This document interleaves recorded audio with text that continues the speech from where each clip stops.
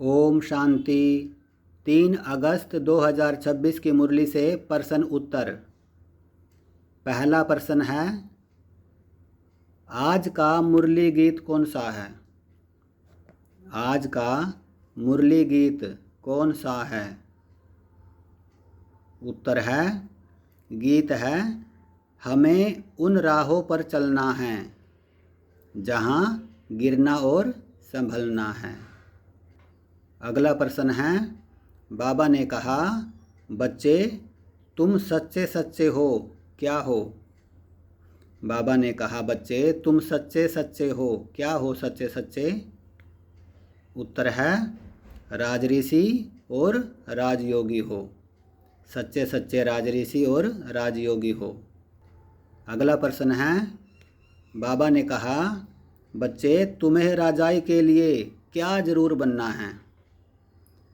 प्रश्न है, बाबा ने कहा, बच्चे तुम्हें राजाई के लिए क्या जरूर बनना है? उत्तर है, पवित्र जरूर बनना है। अगला प्रश्न है, कौन सा अटेंशन राजाई के लायक बना देता है? कौन सा अटेंशन राजाई के लायक बना देता है? उत्तर है, अगर पढ़ाई पर पूरा अटेंशन है तो राजाई मिल जाएगी। अगला प्रश्न है, अगर पढ़ाई या मुरली सुनते समय उबासी देते व झुटका खाते व बुद्धि भटकती है तो क्या गंवा देंगे?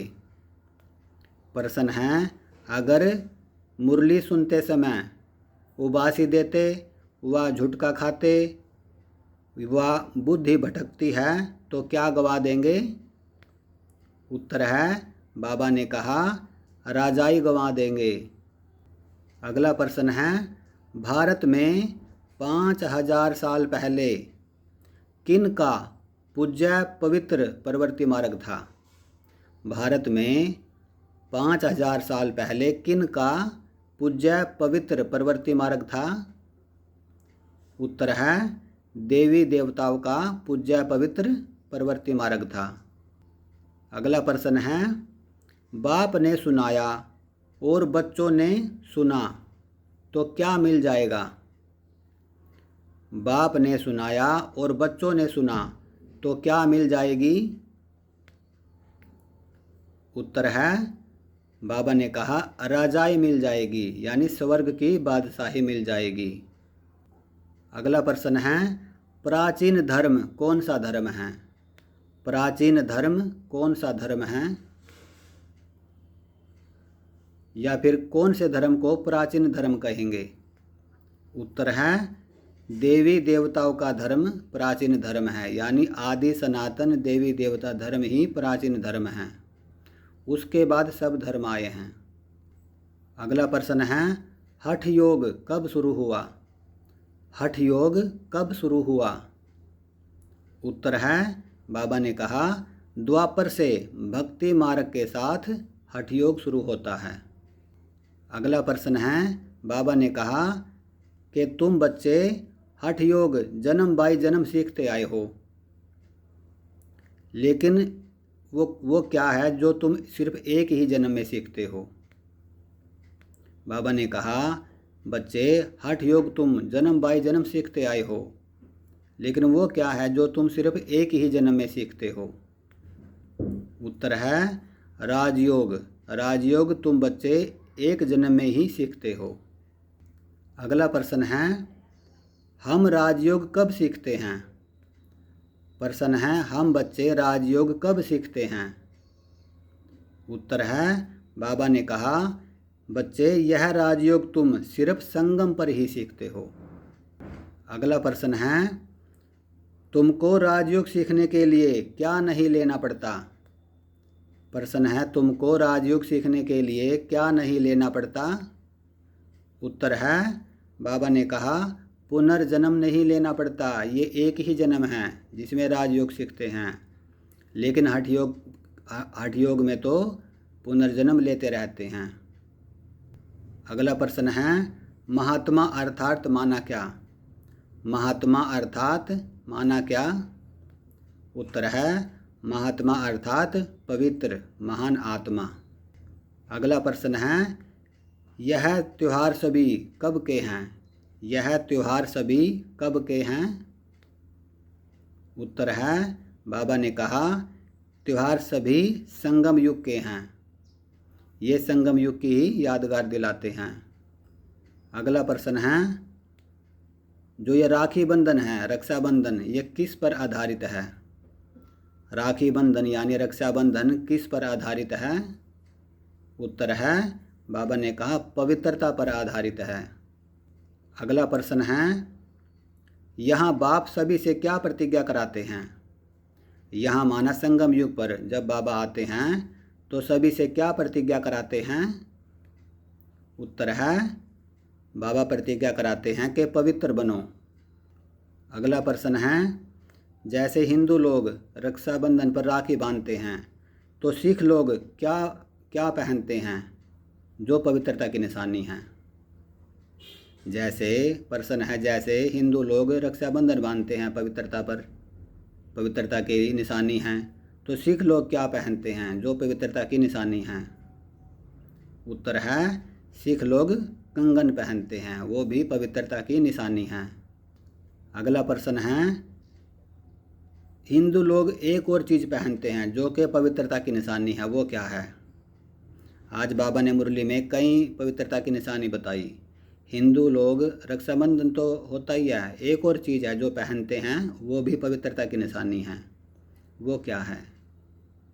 उत्तर है जनेऊ। हिंदू लोग जनेऊ पहनते हैं जो कि पवित्रता की निशानी है। अगला प्रश्न है बाबा ने कहा पहले राखी कौन बांधते थे और अब कौन बांधते हैं? पहले राखी कौन बांधते थे यानी आगे यानी पहले, जो पहले का समय था उसमें राखी कौन बांधते थे और अब कौन बांधते हैं? उत्तर है पहले ब्राह्मण लोग राखी बांधते थे और अब बहन भाई को राखी बांधती है।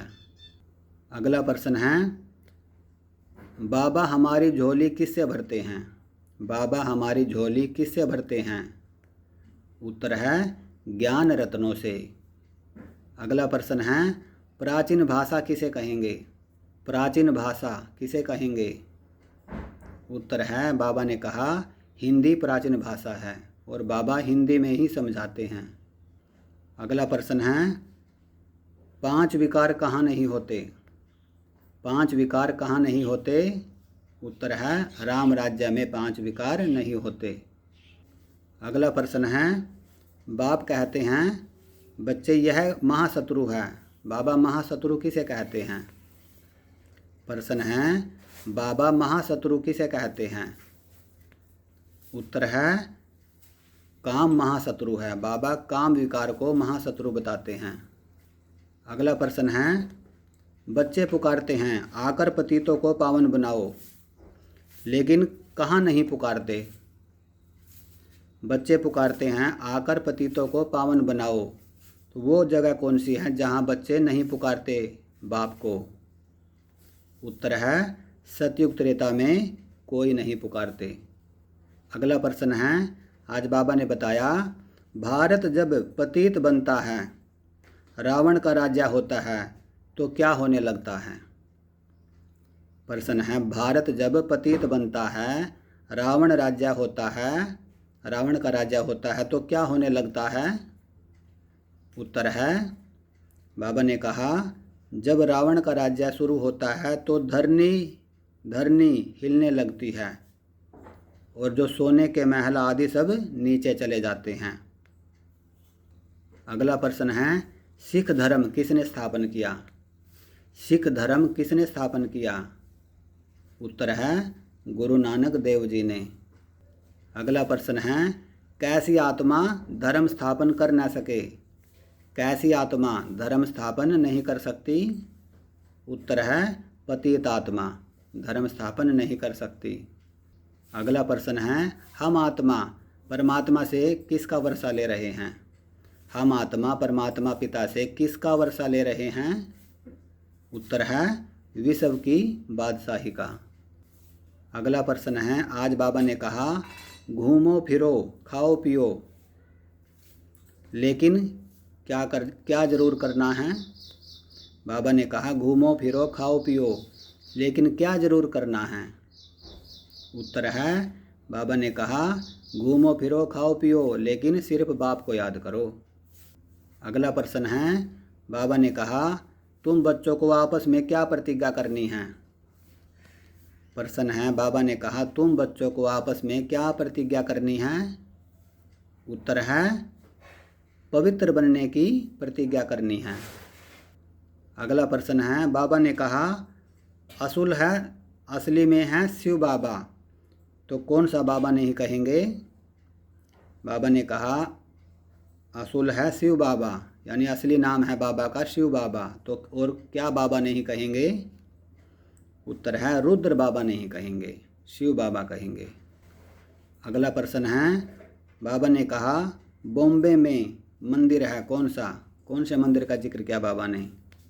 बॉम्बे में मंदिर है जिसको बबुल भी कहते हैं, बाबा को बबुल भी कहते हैं। उत्तर है, वो मंदिर है बाबूरी नाथ का। अगला प्रश्न है, शिव बाबा आकर कांटों के जंगल को क्या बनाते हैं। शिव बाबा आकर कांटों के जंगल को क्या बनाते हैं। उत्तर है, फूलों का बगीचा बनाते हैं। अगला प्रश्न है, कौन से अक्षर बिल्कुल क्लियर है। आज बाबा ने बताया मुरली में कि ये अक्षर बिल्कुल क्लियर है। कौन से अक्षर बिल्कुल क्लियर है कि जिससे पता चलता है देवता कौन है और परमात्मा कौन है। उत्तर है, शिव परमात्माय नमः और ब्राह्मण देवी देवताय नमः। ये अक्षर बिल्कुल क्लियर है, जिससे पता चलता है कि देवी देवता कौन हैं और परमात्मा कौन है। शिव परमात्मा है और बाकी देवी देवता है। अगला प्रश्न है, क्या बनने बिगर स्वर्ग में ऊंच पद नहीं पा सकते। क्या बनने बिगर स्वर्ग में ऊंच पद नहीं पा सकेंगे। उत्तर है, पवित्र बनने बिगर स्वर्ग में ऊंच पद नहीं पा सकेंगे। अगला प्रश्न है, बाबा ने कहा सामने क्या खड़ा है। प्रश्न है, बच्चे सामने क्या खड़ा है। उत्तर है, सामने मौत खड़ा है।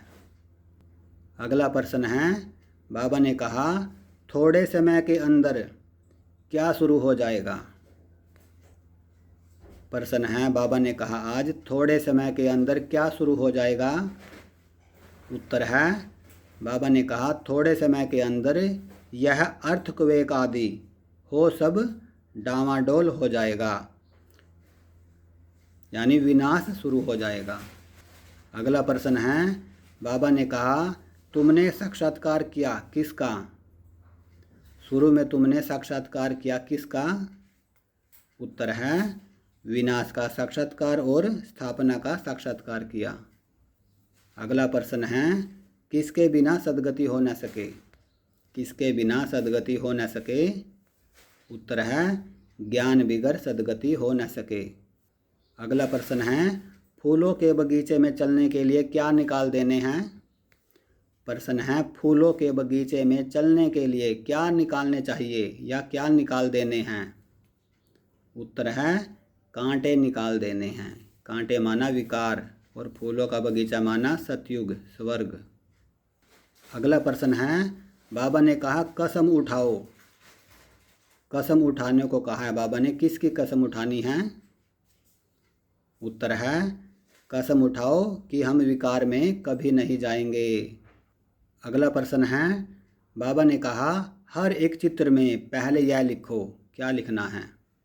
बाबा ने कहा हर एक चित्र में पहले यह लिखना है। क्या लिखना है। उत्तर है, भगवानवाच काम महाशत्रु है और ज्ञान सागर पतित पावन गीता ज्ञान दाता शिव भगवानवाच, ये लिखना है पहले हर चित्र में। अगला प्रश्न है, बाप कहते हैं कि इस गटर में मत जाओ। कौन सा गटर। आज बाबा ने कहा इस गटर में मत जाओ। कौन से गटर में नहीं जाना है। उत्तर है, इस विषय गटर में, यानी विकारों के गटर में नहीं जाओ। अगला प्रश्न है, बाबा ने कहा किसका मुंह पीला हो जाता है। किसका मुंह पीला हो जाता है। उत्तर है विकार में जाने वाले का मुंह पीला हो जाता है। अगला प्रश्न है, इस समय है आसुरी रावण राज्य, फिर क्या होगा? इस समय है आसुरी रावण राज्य, इसके बाद क्या होगा? उत्तर है इसके बाद होगा ईश्वरीय राज्य, यानी ईश्वर का स्थापन किया हुआ राज्य, सतयुग त्रेता यानी स्वर्ग। अगला प्रश्न है, आज बाबा ने बताया जो विकार के लिए तंग करते हैं, कुछ पुरुषों के नाम बताए। क्या क्या नाम बताए बाबा ने? जो विकार के लिए तंग करते हैं, कुछ पुरुषों के नाम बताए। क्या नाम बताया बाबा ने आज? उत्तर है जो विष के लिए यानी विकार के लिए तंग करते हैं वह है कंस, जरासंधि, शिशुपाल, रावण भी कह सकते हैं। अगला प्रश्न है, और बाबा ने कुछ स्त्रियों के उदाहरण दिए, वह उसमें किसका नाम लिया बाबा ने? आज बाबा ने कहा कि कुछ स्त्रियां भी विकार के लिए तंग करती है। क्या नाम बताया बाबा ने? उत्तर है शूर्पणखा और पूतना। अगला प्रश्न है, आज बाप दादा ने मुख्य फरमान दिया है, वो कौन सा है? आज बाप दादा ने बच्चों को मुख्य फरमान दिया है, वो क्या है? उत्तर है बाप दादा का मुख्य फरमान है निरंतर याद में रहो और मन वाणी कर्म से पवित्र बनो। मुख्य फरमान है निरंतर याद में रहो और मन वाणी कर्म से पवित्र बनो। अगला प्रश्न है, संपूर्ण पवित्र किसे कहेंगे? संपूर्ण पवित्र किसे कहेंगे? उत्तर है संकल्प में भी अपवित्रता व अशुद्धता न हो, इसको कहते हैं संपूर्ण पवित्र। संकल्प में भी अपवित्रता व अशुद्धता न हो।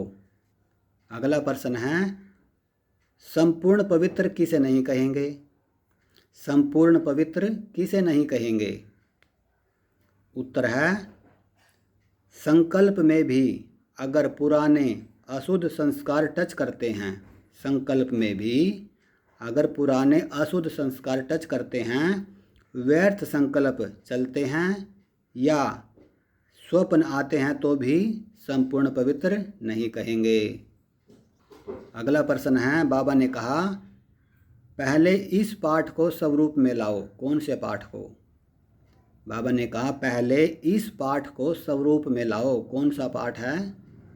उत्तर है पवित्र भव व योगी भव, पहले इस पाठ को स्वरूप में लाओ। अगला प्रश्न है, जो इस पाठ को स्वरूप में लाएगा वही क्या बन सकता है? जो इस पाठ को स्वरूप में लाएगा, पवित्र भव योगी भव, वही क्या बन सकता है?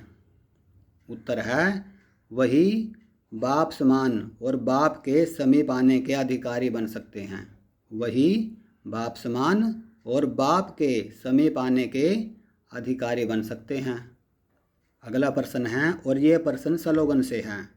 बाबा ने कहा कोई भी संसार समाचार सुनना सुनाना यह भी क्या जमा करना है? कोई भी संसार समाचार सुनना और सुनाना यह भी क्या जमा करना है? उत्तर है बाबा ने कहा यह भी स्वयं में कीचड़ा जमा करना है। अगला प्रश्न है, किस पर माया कभी वार नहीं कर सकती? किस पर माया कभी वार नहीं कर सकती? उत्तर है जो सर्व संकल्पों सहित स्वयं को बाप दादा पर बलिहार कर देता है, उसको माया कभी उस पर माया कभी वार नहीं कर सकती। जो सर्व संकल्पों सहित स्वयं को बाप दादा पर बलिहार कर देता है। अगला प्रश्न है, बाबा ने कहा रोज अमृत वेले साक्षी बन स्वयं को किससे श्रृंगारो तो अचल अडोल रहेंगे? प्रश्न है, रोज अमृत वेले स्वयं को साक्षी बन किससे श्रृंगारो तो अचल अडोल रहेंगे? उत्तर है सर्व शक्तियों से श्रृंगारो तो अचल अडोल रहेंगे। अमृत वेले साक्षी बन स्वयं को अगर सर्व शक्तियों से श्रृंगारेंगे तो अचल अडोल रहेंगे। अगला प्रश्न है, अलौकिक जीवन में माया के विघ्न आना यह क्या है? अलौकिक जीवन में माया के विघ्न आना यह भी क्या है, या फिर इनको क्या समझना है? उत्तर है अलौकिक जीवन में माया के विघ्न आना यह भी एक खेल है, इनको खेल समझना है। और आज बाबा ने वरदान में बहुत अच्छी बात समझाई, जैसे शरीर को फिट रखने के लिए या हेल्दी रखने के लिए एक्सरसाइज बताते हैं कि ये व्यायाम करो, ये करो, तो इससे शरीर फिट रहता है। या खेल खेलते हैं शरीर को फिट रखने के लिए, स्पोर्ट्स खेलते हैं, वैसे ही ये माया के विघ्न आत्मा को शक्तिशाली बनाते हैं।